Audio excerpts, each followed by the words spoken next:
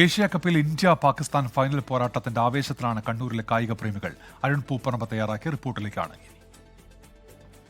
Asia കപ്പിൽ ഇന്ന് കലാശ പോരാട്ടമാണ്. വീണ്ടും ഇന്ത്യ പാകിസ്ഥാൻ നേർക്കുനേർ എത്തുകയാണ്.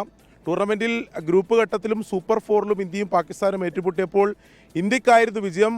ഇന്ന് എന്താകുമെന്ന ആകാംക്ഷ കായിക പ്രേമികളെ സംബന്ധിച്ചിടത്തോളം ഉണ്ട്.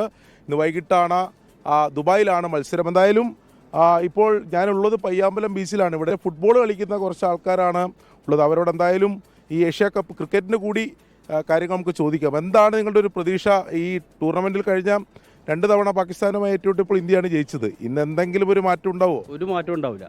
പ്രത്യേകിച്ച് വേൾഡ് കപ്പിലായാലും ഏഷ്യ കപ്പിലായാലും എപ്പോഴും പാകിസ്ഥാൻ്റെ കൂടെ ഇന്ത്യ തന്നെ ജയിക്കുന്നത്. ഇന്നും വളരെ അനായാസമായിട്ട് തന്നെ ഇന്ത്യ ജയിക്കും.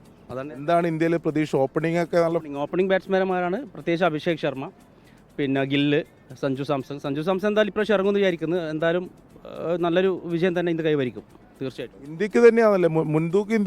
മുൻതൂക്കം ഇന്ത്യക്ക് തന്നെ തീർച്ചയായിട്ടും. 3ാമത്തെ കപ്പ് കളിക്കാണ് നിൽക്കുന്നത്, 3ാമത്തെ കളി നടക്കുന്നത്. ആട്രിക്ക് വിജയം ഇന്ത്യ നേടിയിരിക്കും, അത് ഉറപ്പ്. സഞ്ജു ഇന്ന് ഇറങ്ങുമോ? സഞ്ജു ആണ് നമ്മളൊരു പ്രതീക്ഷ. സഞ്ജു ഇറങ്ങണം, അതാണ് നമ്മളെല്ലാം. സഞ്ജു ഇറങ്ങിയാൽ നമുക്ക് ആവേശം ഉണ്ടാവും. സഞ്ജുവിൽ തന്നെയാണോ അല്ലെങ്കിൽ ഓപ്പണിംഗ് നല്ല ഫോമിലല്ലേ? ഫോമിലാണ്. ജയിക്കും, എന്തായാലും ജയിക്കും. ജയിക്കും ഉറപ്പാണ്.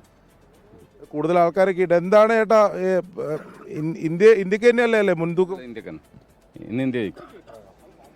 കഴിഞ്ഞ 2 തവണ ഇന്ത്യ തന്നെയാണ് ജയിച്ചത് ടൂർണമെന്റിൽ. പക്ഷേ ഫൈനലിൽ എത്തുമ്പോൾ ഒരു ടെൻഷൻ ഉണ്ടോ? ഇല്ല, ഒരു ടെൻഷനും ഇല്ല. ഇന്ന് ഇന്ത്യ ജയിക്കും. അതെ, കൂളാണ് ഇന്ത്യ. കൂളായിട്ട് കളിക്കും, എന്തായാലും കൂളായിട്ട് കളിക്കും. ഒരു ടെൻഷനും. എന്താണ് ഇന്ത്യക്ക് തന്നെയാണ്? അതിലൊരു സംശയമില്ല.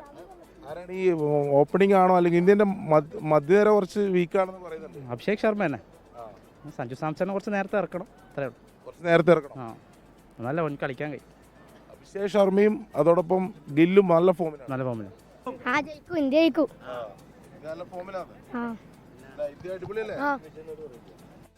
ലോകത്തെവിടെയായാലും ഏത് സമയത്തും 24 വാർത്തകളും ഓഗ്മെന്റഡ് റിയാലിറ്റി പാക്കേജുകളും എക്സ്പ്ലെയിനറുകളും വിശദമായി കാണാൻ ഞങ്ങളുടെ യൂട്യൂബ് ചാനൽ നിങ്ങൾക്ക് സബ്സ്ക്രൈബ് ചെയ്യാം.